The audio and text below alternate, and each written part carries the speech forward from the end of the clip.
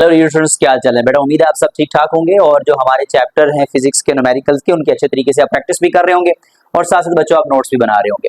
आज बेटा हमारा जो चैप्टर नंबर है 18 है, जिसके आज हम न्यूमेरिकल करने जा रहे हैं, उसका नाम है electromagnetic induction and electromagnetic waves. ठीक हो गया बच्चों। अब ये जो न्यूमेरिकल करने से पहले मैंने कुछ यहाँ पे आपके सामने एक डेटा लिखा हुआ व्हाइट बोर्ड के ऊपर, जो आपके न्यूमेरिकल्स के अंदर यूज होगा और आपको पता होना चाहिए कि उन टर्म से जैसे वर्ड लिखे होते हैं हमने उनको गिवन डेटा के अंदर कैसे लिखना है और क्या क्या दिया हुआ है। अब बेटा देखें, आपका सबसे पहले इसमें दिया होगा इंड्यूस्ड ईएमएफ, आपको फाइंड करने के लिए उसने कहा होगा, जिसके लिए हमने ये इस तरीके से ई को लिखा हुआ है। ये फुल फॉर्म ई का नहीं होगा, थोड़ा सा इसमें टिल्ट रखना है, ठीक है। अब बेटा इसका फार्मूला क्या है इंड्यूस्ड ईएमएफ फाइंड करने के लिए? इसका फार्मूला है minus N, N for number of turns. बेटा मैंने ये लिखे हुए हैं यहाँ पे, एन, एन का मतलब है नंबर ऑफ टर्न्स, ठीक है, जो कॉइल के नंबर ऑफ टर्न्स होते हैं। उसके बाद लिखा हुआ है delta phi over delta T. अब बेटा डेल्टा फाई क्या है? डेल्टा फाई के लिए बेटा मैंने ये लिखा हुआ है, इसका मतलब होता है चेंज इन मैग्नेटिक फ्लक्स। अब बेटा हमें चेंज इन मैग्नेटिक फ्लक्स जब भी निकालेंगे, ये उसकी वैल्यू न्यूमेरिकल में दी होगी तो उसके साथ यूनिट लिखा होगा वेबर, ठीक है, WB लिखा होगा, जिसको हम क्या कहेंगे? वेबर। अब बेटा देखिए, अगर हमने change in magnetic flux find करना है तो हमारे पास फार्मूला होगा B डॉट ए। अब सर B डॉट ए में हम क्या करेंगे? B क्या है? B बेटा है मैग्नेटिक फील्ड। अब न्यूमेरिकल के अंदर जब ये वर्ड लिखा होगा मैग्नेटिक फील्ड, तो उसमें वैल्यू क्या दी होगी? न्यूमेरिकल की जो वैल्यू होगी वो उसके साथ यूनिट टेस्ला लिखा होगा, ठीक है, ये आपने याद रखना है, यानी कैपिटल T। अब बेटा जब हमारे पास एक तो ये नंबर ऑफ टर्म दिया हो तो हम ये फार्मूला यूज करेंगे, अगर नंबर ऑफ टर्म नहीं है तो बेटा हमने delta phi over delta T, यानी कि चेंज इन मैग्नेटिक फ्लक्स। अच्छा सर, अगर सिर्फ फाई दिया हुआ हो, इसका मतलब होता है मैग्नेटिक फ्लक्स, तो आपके न्यूमेरिकल्स के अंदर इनिशियल मैग्नेटिक फ्लक्स और फाइनल मैग्नेटिक फ्लक्स दिया होगा तो उसे हम फाई से प्रेजेंट करेंगे। जब हम इसको माइनस करेंगे तो चेंज इन मैग्नेटिक फ्लक्स आ जाएगा। अब सर ए फाइंड करने के लिए बेटा एरिया मल्टीप्लाई बाय एरिया जो है वो किसके बराबर है? पाई आर स्क्वायर के बराबर है। और उसके बाद बेटा अगर आपको करंट फाइंड करना है तो बेटा हमने ओहम्स लॉ में पढ़ा है V is equal to I R, जबकि यहां पर जो V है वो इंड्यूस्ड ईएमएफ के तौर के ऊपर प्रेजेंट होगा, तो जो हम इसके लिए E यूज करेंगे is equal to I R. हमने ये फार्मूला यूज करना है, ठीक हो गया बच्चों। अब आपके पास NS दिया होगा NP, ये हमारे पास जो है वो फार्मूला है NS over NP, VS is equal to VP। अब NS क्या है बेटा? इसमें NS होता है सेकेंडरी टर्न्स, ठीक है। NS का मतलब क्या होता है? सवाल के अंदर जब उसने लिखा होगा सेकेंडरी टर्न्स हमारे इतने हैं, इसका मतलब है NS लिखेंगे। NP क्या होगा बेटा? हमारे पास प्राइमरी टर्न्स। और VP हमारे पास क्या होगा? Primary voltage. और VS क्या होगा? Secondary voltage. ले बेटा, ये वो कुछ टर्म्स हैं जो हमने उनको एक्सप्लेन भी कर दिया है। अच्छा बेटा, अब आपको एक सवाल में दिया होगा स्टेप अप ट्रांसफार्मर और एक स्टेप डाउन ट्रांसफार्मर। अब जब हम एक न्यूमेरिकल में आपसे पूछेगा कि बताएं ये स्टेप अप ट्रांसफार्मर है या स्टेप डाउन ट्रांसफार्मर है, तो बेटा ऐसा ट्रांसफार्मर जिसमें सेकेंडरी वोल्टेज प्राइमरी वोल्टेज से ज्यादा हो तो स्टेप अप ट्रांसफार्मर होगा, या सेकेंडरी टर्न्स प्राइमरी टर्न से क्या हो तो ज्यादा हो तो बेटा वो स्टेप अप ट्रांसफार्मर होगा। और आपने ये याद भी रखना है क्योंकि न्यूमेरिकल के अंदर उसने कुछ एक न्यूमेरिकल के अंदर स्टेप अप ट्रांसफार्मर लिख के रेशियो में वैल्यू दी हुई है।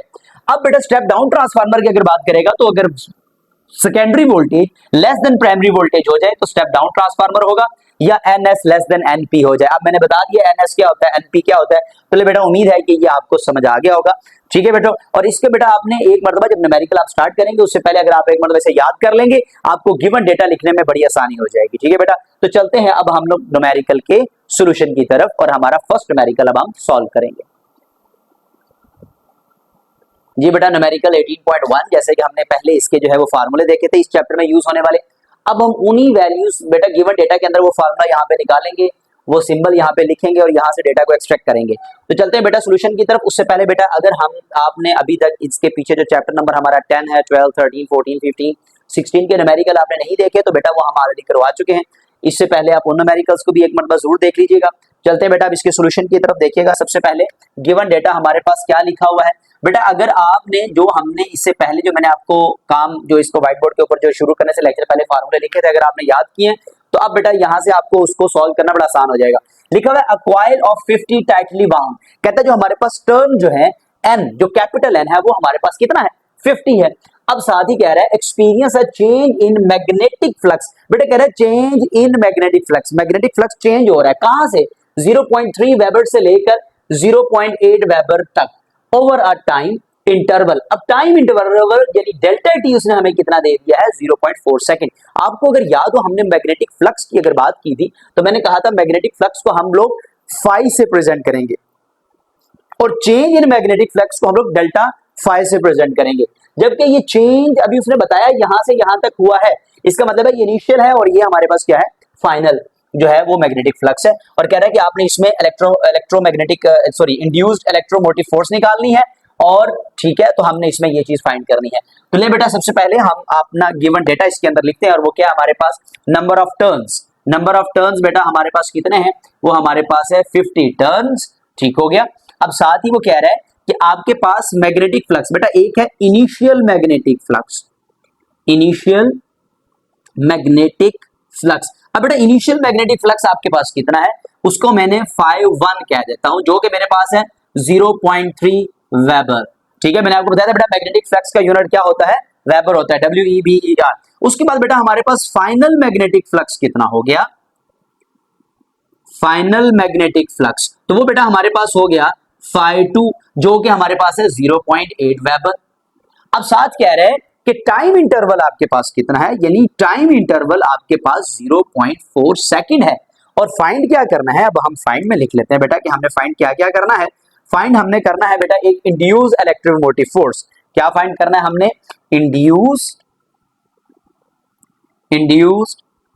EMF, इलेक्ट्रोमोटिव फोर्स को बेटा EMF करते हैं और इसको इस तरीके से E से प्रेजेंट करेंगे। ये आपने याद रखना, फुल E नहीं लिखना बेटा, थोड़ा सा इसमें टिल्ड रहना चाहिए।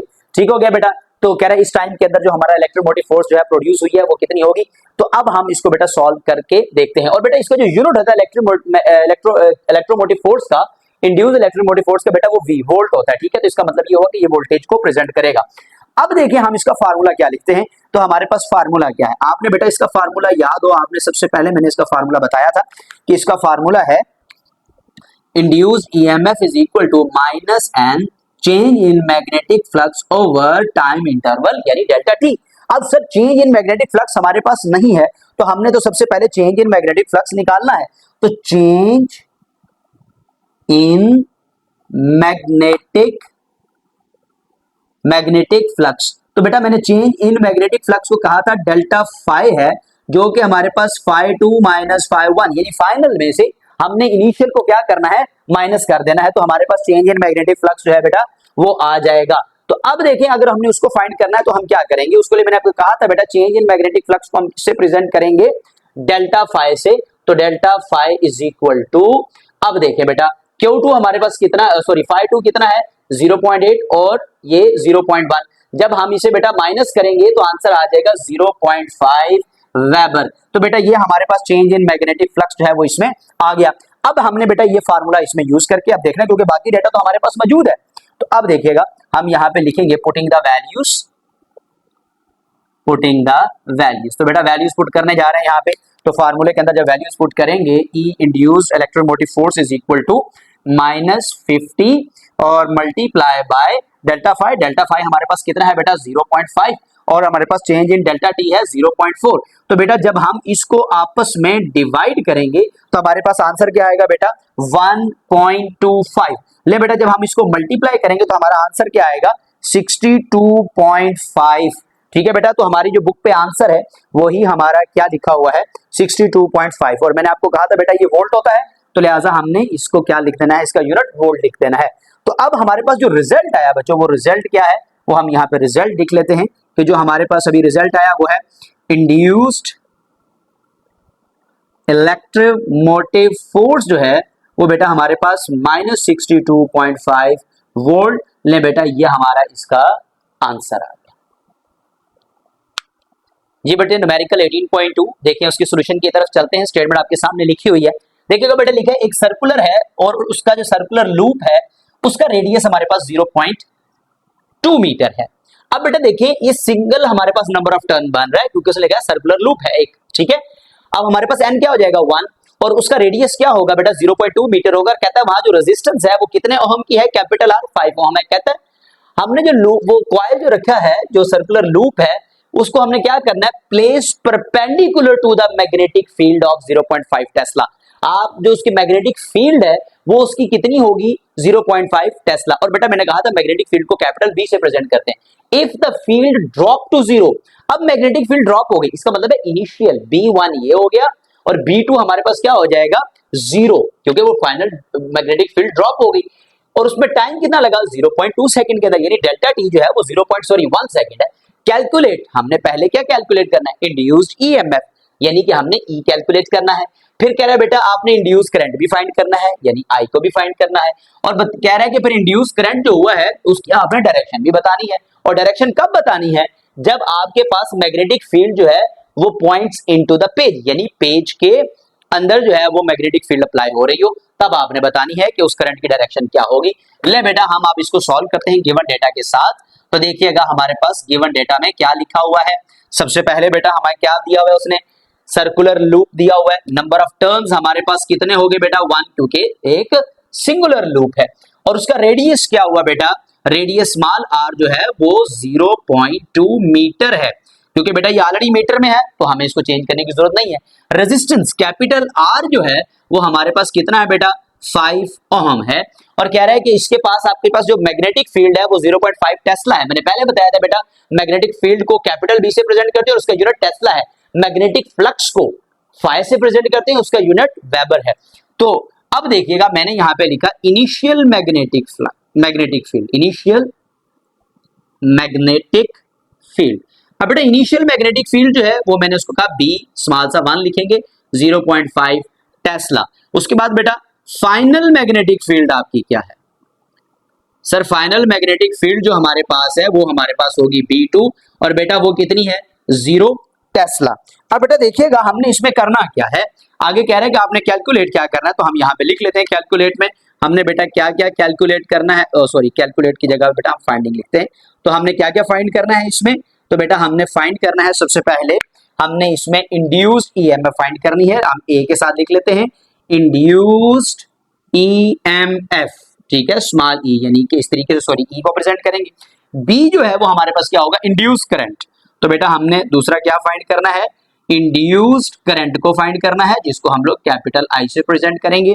और सी साथ बेटा इसके हमने क्या फाइंड करना है, साथ ही डायरेक्शन ऑफ, क्या फाइंड करना है डायरेक्शन ऑफ इंड्यूस्ड करंट। बेटा जो इंड्यूस करंट हुआ है हमने उसकी डायरेक्शन भी फाइंड करनी है। तो ले बेटा अब हम इसके अंदर लेते हैं कि फार्मूला क्या क्या लग सकता है। तो अब हम सॉल्यूशन की तरफ चलते हैं। तो बेटा जब हमने कहा था कि मैग्नेटिक फील्ड की बात आएगी तो उसके अंदर हमारे पास फार्मूला क्या होगा, क्योंकि बेटा फार्मूले के मुताबिक तो हमें ये चाहिए, और वो क्या है हमने जब इंड्यूस्ड ईएमएफ फाइंड करनी है तो इंड्यूस्ड ईएमएफ के लिए हमें क्या क्या डेटा रिक्वायर है बेटा, इंड्यूस्ड ईएमएफ फाइंड करने के लिए हमें फार्मूला लिखना है सबसे पहले। तो फार्मूला हमारे पास क्या है induced EMF minus N delta magnetic flux over time. तो अब बेटा देखिए हमें मैग्नेटिक फ्लक्स नहीं दिया हुआ, तो मैग्नेटिक फ्लक्स के लिए चेंज इन मैग्नेटिक फ्लक्स जो हमने फाइंड किया उसका जो हमने फाइंड करना है उसका फार्मूला क्या है हमारे पास, मैग्नेटिक फ्लक्स का फार्मूला हमारे पास क्या है बेटा बी ए है। क्या फार्मूला है बी ए। अब बी हमारे पास तो है सर, एक B1 है, एक हमारे पास B2 है, तो और सर ए नहीं है एरिया, तो एरिया फाइंड करने के लिए अब हमारा फार्मूला क्या होगा area is equal to pi R square. तो ले बेटा सबसे पहले तो हमें क्या चाहिए पाई आर स्क्वायर चाहिए। क्या हमारे पास डेटा में मौजूद है, जी सर हमारे पास डेटा में मौजूद है। कैसे, हम यहां पे लिखते हैं पुटिंग द वैल्यूज। अब बेटा देखिए ए ऐसे ही आ जाएगा, पाई की वैल्यू है 3.142 या 22/7, तो हम लोग हमेशा ये वाली वैल्यू ले लेते हैं। आर की वैल्यू बेटा हमारे पास रेडियस जो है वो 0.2 है, उसका हमने ले लिया स्क्वायर। तो बेटा जब हम इसको आपस में 1.42 को जब इसका स्क्वायर लेंगे तो 0.04 हो जाएगा। अब बेटा इनको आपस में मल्टीप्लाई करते हैं, देखते हैं हमारे पास क्या आंसर आता है। जब इसको मल्टीप्लाई करेंगे तो 0.12568 मीटर स्क्वायर आ गया बेटा हमारे पास एरिया। इसका मतलब है कि अब हम लोग इससे क्या फाइंड कर सकते हैं, फाई को फाइंड कर सकते हैं। तो ले बेटा अब हम यहाँ पे लिख सकते हैं phi is equal to B A, ठीक है बेटा। तो अब हमें उसके लिए दो काम करने पड़ेंगे। पहला काम बेटा हमें एक B1 लगा के इनिशियल मैग्नेटिक फ्लक्स निकालना पड़ेगा, फिर फाइनल मैग्नेटिक फ्लक्स निकालना पड़ेगा। तो ले सर हम पहले वही काम कर लेते हैं। तो हम यहाँ पे लिखते हैं initial magnetic flux, initial magnetic flux. अब बेटा इनिशियल मैग्नेटिक फ्लक्स अगर हमने निकालना है तो उसके लिए मैंने आपको कहा था हम क्या करेंगे, उसके लिए बेटा हम क्या करेंगे जल्दी से बताइएगा। हमने कहा सर इनिशियल मैग्नेटिक फ्लक्स के लिए हम लोग φ1 इज इक्वल टू B1A, बेटा ऐसे ही हो गया। अब सर आपने कहा कि φ1 is equal to B1, B1 की वैल्यू बेटा हमारे पास कितनी है 0.5, और बेटा A की वैल्यू हमारे पास कितनी है 0.12568। हम जब इसको मल्टीप्लाई करेंगे बेटा तो हमारे पास आंसर क्या आएगा, जब हम इसको मल्टीप्लाई करेंगे बेटा तो हमारे पास आंसर क्या आएगा 0.06284। अब ये क्योंकि बेटा मैं कहा था मैग्नेटिक फ्लक्स का यूनिट हमारे पास वेबर होता है, तो हमने लिख लिया W कैपिटल B स्मॉल। अब हमने फाइंड क्या करना है फाइनल मैग्नेटिक फ्लक्स, तो ले बेटा हम लोग फाइनल मैग्नेटिक फ्लक्स फाइंड कर लेते हैं। बेटा हमेशा न्यूमेरिकल उस तरीके से सॉल्व करें जो आपके लिए इजी भी हो जाए और साथ आपको किसी किस्म की प्रॉब्लम भी उसमें ना हो, ठीक है बेटा। तो अब हम लिखेंगे क्या Q2, तो बेटा वो हमारे पास क्या हो जाएगा B2A। तो सर B2 हमारे पास कितना है, B2 हमारे पास 0 है बेटा, A कितना है 0.12568। जब हम इसको आपस में मल्टीप्लाई करेंगे बेटा आंसर क्या आया, तो φ2 का आंसर आ गया 0, ठीक है बेटा 0 वेबर, ठीक है। अब हमें यहाँ पे क्या फाइंड करना है चेंज इन मैग्नेटिक फ्लक्स, तो क्या लिखूंगा बेटा चेंज इन मैग्नेटिक फ्लक्स। तो बेटा मैग्नेटिक फ्लक्स जब हम लिखेंगे यहाँ पे तो उसका फार्मूला क्या होगा, उसका फार्मूला होगा delta phi is equal to φ2 minus φ1। तो आपने कहा सर ले हम इसको माइनस करने जा रहे हैं, तो हमारे पास डेल्टा फाई किसके बराबर हो गया φ2 है 0, φ1 है 0.06284। तो बेटा जब हम इसे माइनस करेंगे तो आंसर आएगा माइनस 0.6284। तो अब हम इसको यूं राउंड ऑफ करके लिख सकते हैं माइनस 0.63, और बेटा इसको हम क्या लिख लेंगे वेबर। तो ले बेटा हमारे पास इसका भी आंसर आ गया। अब हमने क्या फाइंड करना है सर इसके अंदर, अब बेटा हमने फाइंड क्या करने जाना है इंड्यूस्ड ईएमएफ। तो इंड्यूस्ड ईएमएफ का हमारे पास फार्मूला क्या होगा minus delta phi over delta T. तो ले बेटा अब हम इसको करने जाएंगे, इसकी वैल्यू पुट करेंगे, तो यहाँ पे क्या लिखेंगे पुटिंग द वैल्यूज। तो बेटा अब इसमें जब वैल्यू पुट करेंगे तो क्या होगा पुटिंग द वैल्यूज, तो इज इक्वल टू माइनस, अब बेटा n कितना है 1, तो डेल्टा फाई हमारे पास कितना है minus 0.63 divide by delta T. बेटा हमारे पास कितना है डेल्टा टी हमारे पास कितना है बेटा हमने यहाँ पे मेंशन नहीं किया हुआ डेल्टा टी, डेल्टा टी देखिएगा हम यहाँ पे उसको मेंशन कर लेते हैं। डेल्टा टी हमारे पास क्या था सवाल के अंदर लिखा हुआ भी है बेटा 0.1 सेकेंड, तो हमने उसको यहाँ मेंशन कर दिया। अब हम यहाँ पे भी क्या लिखेंगे 0.1, तो बेटा जब हम इसको आपस में डिवाइड करेंगे माइनस माइनस क्या हो जाएगा प्लस, तो इसको डिवाइड करेंगे तो बेटा हमारे पास आंसर क्या आ जाएगा 0.63। तो बेटा इसका यूनिट मैंने कहा था आपके पास क्या होगा वोल्ट, तो इंड्यूस्ड ईएमएफ किसके बराबर हो गया 0.63 वोल्ट के बराबर हो गया। अब दूसरा सवाल बेटा हमने इंड्यूस करंट निकालना है, तो सर इंड्यूस करंट के लिए हमें क्या करना पड़ेगा, हम लिखते हैं इंड्यूस्ड करंट। तो अब बेटा देखिएगा इंड्यूस करंट के लिए फार्मूला क्या यूज करूंगा बेटा V is equal to I R होता था, हमने तो ये पढ़ा था ओम्स लॉ के मुताबिक V is equal to I R. तो बेटा देखिए V is equal to I R, तो वोल्टेज के लिए हम यहाँ पे इंड्यूस ईएमएफ ले आए हैं, तो बेटा यहाँ पे भी हम क्या करेंगे इसकी जगह पे भी क्या लिखेंगे इंड्यूस ईएमएफ। अब यहाँ पे करेंगे बेटा putting the values, putting the values, तो वैल्यूज को बेटा पुट करने जा रहा हूँ, इसकी जगह पे आप लिखेंगे 0.63, और बेटा आई आपने फाइंड करना है, आर की जगह पे रेजिस्टेंस जो कि है 5 ओम। तो बेटा 0.63 डिवाइड बाय 5, तो आपका आंसर क्या आएगा आई का करंट का आंसर क्या आएगा बेटा हमारे पास 0.126 एम्पियर। तो बेटा हमारे पास इंड्यूस करंट भी आ गया जिसकी वैल्यू जो है वो ये है। अब लास्ट पे क्या है बेटा हमारे पास वो बता रहा है कि डायरेक्शन बताएं क्या है, तो हम यहां पे लिखते हैं डायरेक्शन ऑफ इंड्यूस्ड करंट। अब बेटा इंड्यूस करंट की बेटा हमने डायरेक्शन कैसे लिखनी है, मैं आपको बस एक ट्रिक बताने लगा हूं यहाँ पे।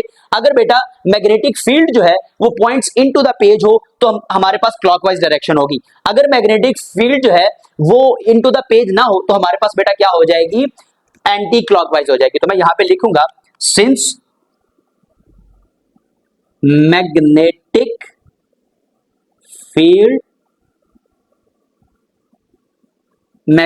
Field points into the page, so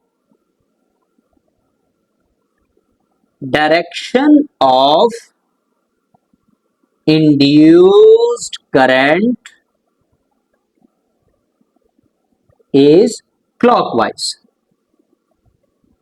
ले बेटा हमारा इसका जो है ये आंसर मुकम्मल हो गया। रिजल्ट में बेटा आप लोग एंड पे रिजल्ट की हेडिंग देके आपने ये तीनों चीजें लिख लेनी है। सबसे पहले आपने क्या लिख लेना है, इंड्यूस्ड ईएमएफ जो कि हमारे पास कितना आया 0.63 वोल्ट, फिर आपने इंड्यूस करंट जो हमारे पास आया 0.126 एम्पियर, और फिर लास्ट में बेटा डायरेक्शन ऑफ इंड्यूस करंट आपने ये लिखनी है, तो आपका रिजल्ट भी कंप्लीट हो जाएगा। तो ये बेटा भी आपका न्यूमेरिकल कंप्लीट हो गया है। जहां पे आपको समझ आए बेटा इसको रोक के आप दोबारा बार बार देख सकते हैं, इंशाल्लाह ये इजीली आपसे सॉल्व हो जाएगा। और ये इतना मुश्किल नहीं है, जस्ट थोड़ा सा लेंथी है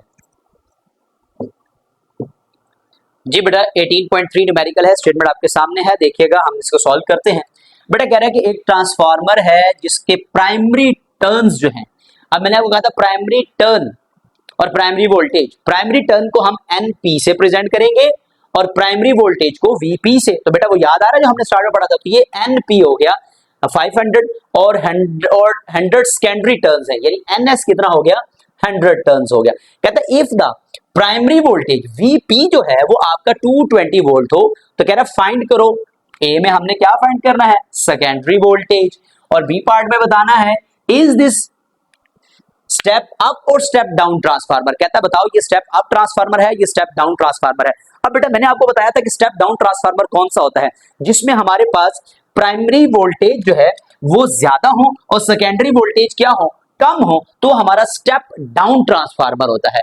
तो अब हम देख लेते हैं आंसर निकाल के कि क्या प्राइमरी वोल्टेज ज्यादा आती है या सेकेंडरी वोल्टेज ज्यादा आती है, उसके बाद हम बेटा डिसाइड करो। दूसरा मैंने बताया था कि अगर हमारे पास सेकेंडरी टर्न्स कम हो जाए, प्राइमरी टर्न्स ज्यादा हो जाए, तो तब भी ये स्टेप डाउन ट्रांसफार्मर होता है। तो यहां पे भी देख लें आपके पास वही है कि आपके पास सेकेंडरी टर्न्स जो है वो कम है, प्राइमरी टर्न्स आपके पास ज्यादा है, तो यहां से भी पता चल रहा है कि ये स्टेप डाउन ट्रांसफार्मर है। तो चलें बेटा आंसर की तरफ चलते हैं। अब देखते हैं गिवन डेटा हमारे पास क्या लिखा हुआ है। अब ट्रांसफार्मर क्या करता है बेटा, वोल्टेज को हमारा इंक्रीज या डिक्रीज करने वाला काम करेगा, डेफिनेटली बात है, ऐसा ही है। तो यहां पर भी हम देखते हैं कि हमारे पास क्या होगा।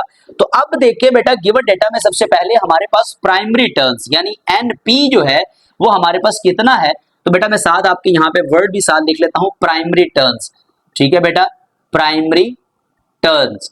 तो नंबर ऑफ प्राइमरी टर्न जो है वो एनपी से प्रेजेंट करते हैं, जो कि हमारे पास है 500 टर्न्स।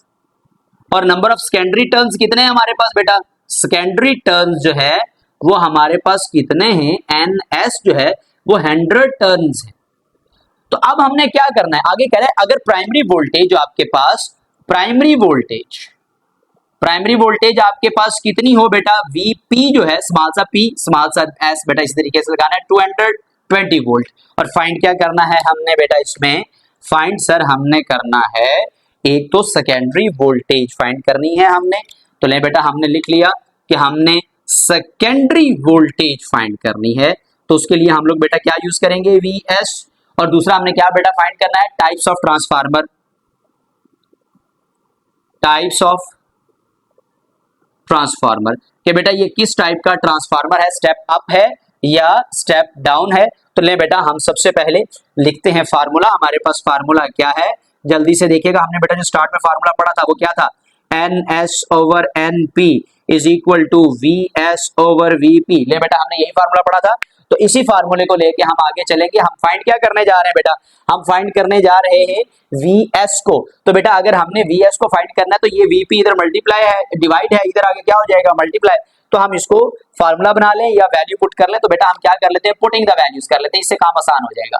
पुटिंग द वैल्यूज, तो वैल्यूज पुट करेंगे बेटा। NS हमारे पास कितना है सर, NS हमारे पास है 100 टर्न्स, और बेटा NP हमारे पास कितना है 500 टर्न्स, और बेटा VS कितना है वो हमने फाइंड करना है, और बेटा VP हमारे पास कितना है वो हमारे पास है सर 220 वोल्ट। बेटा क्योंकि VS फाइंड करना है तो क्या करेंगे हम लोग, इसके नीचे जो डिवाइड है ये इधर जाके मल्टीप्लाई हो जाएगा। तो ये बेटा 100 multiply 220 divide by 500 is equal to VS। तो बेटा जब हम इसको मल्टीप्लाई करेंगे तो हमारे पास क्या आंसर आ जाएगा, 200 जब इसको आपस में डिवाइड मल्टीप्लाई करेंगे तो बेटा आंसर आ जाएगा 44 वोल्ट, क्योंकि बेटा वोल्टेज है तो उसका यूनिट क्या हो जाएगा, वोल्ट हो जाएगा।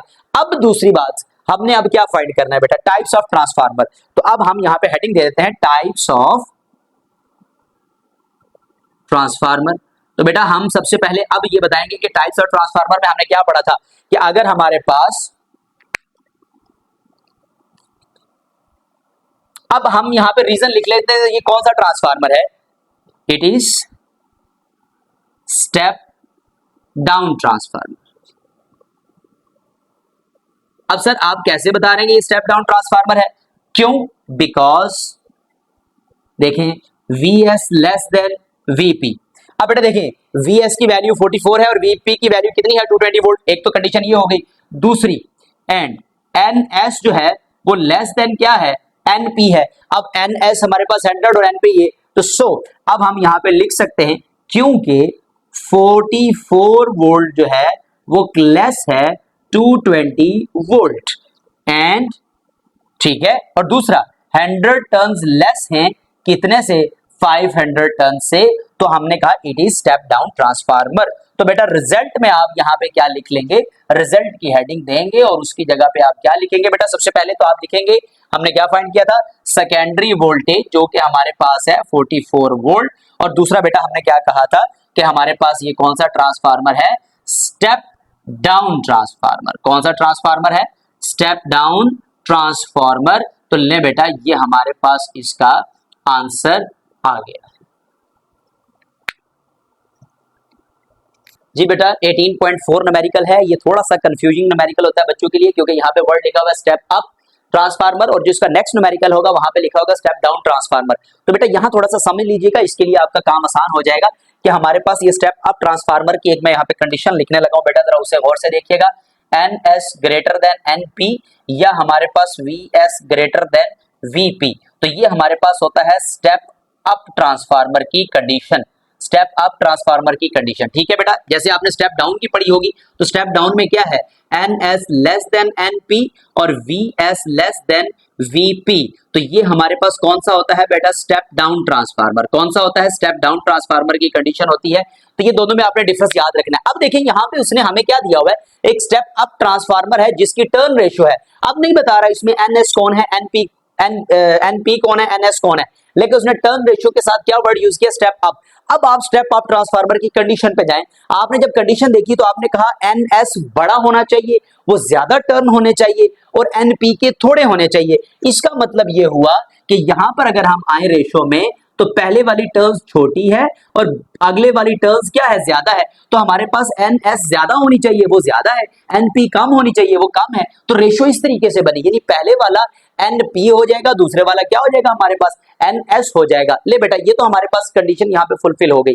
अब कह रहे if an alternating voltage 25 volt is applied to a primary coil, यानी VP हमारे पास कितना हो गया? 25 वोल्ट हो गया। कह रहे what will be the secondary voltage? बेटा कह रहा है कि आपने इसकी सेकेंडरी वोल्टेज निकालनी है कि सेकेंडरी वोल्टेज क्या होगी।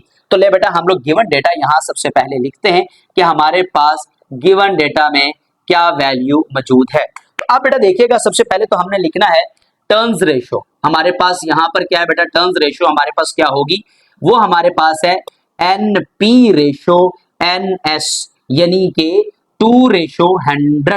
क्योंकि बेटा 2 पहले लिखा हुआ है इसलिए NP पहले लिख रहे हैं। अगर 100 इधर होता 2 उधर होता तो हम NS पहले लिखते NP बाद में लिख सकते थे। तो ठीक हो गया बेटा। इसका मतलब है कि हमारे पास जो NP की वैल्यू होगी वो हमारे पास क्या होगी? 2 और NS की जो वैल्यू होगी वो हमारे पास क्या हो जाएगी? 100। कहता है अल्टरनेटिंग वोल्टेज किसके हैं? प्राइमरी के हैं। तो VP बेटा हमारे पास कितना हो जाएगा? 25 वोल्ट। फाइंड क्या करना है बेटा? हमने करना है सेकेंडरी वोल्टेज। तो बेटा हमने क्या फाइंड करना है? VS। तो अब हमारे पास फार्मूला क्या है? फार्मूला बेटा हमारे पास मौजूद है, आपने पढ़ा हुआ है NS over NP is equal to VS over VP। इसी के अंदर बेटा हम क्या करेंगे? वैल्यू को पुट करेंगे, हमारे पास आंसर आ जाएगा। तो हम बेटा यहाँ पे क्या लिखते हैं? पुटिंग द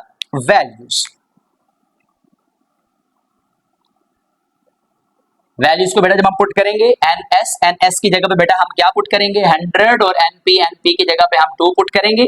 VS बेटा क्योंकि हमने फाइंड करना है और VP हमारे पास है 25। तो बेटा लें हम इसको क्रॉस मल्टीप्लाई करेंगे 100 मल्टीप्लाई बाय 25 डिवाइड बाय 2। तो बेटा जब हम इसकी कटिंग करेंगे तो हमारे पास क्या आ जाएगा? 50। इसे कट करेंगे तो हमारे पास 50 मल्टीप्लाई बाय 25। तो VS बेटा जब हम इसको मल्टीप्लाई करेंगे तो देखिए हमारे बुक पे क्या आंसर मौजूद है इसका। तो बेटा 1250 वोल्ट जो है बेटा वो हमारे पास इसका क्या आ गया?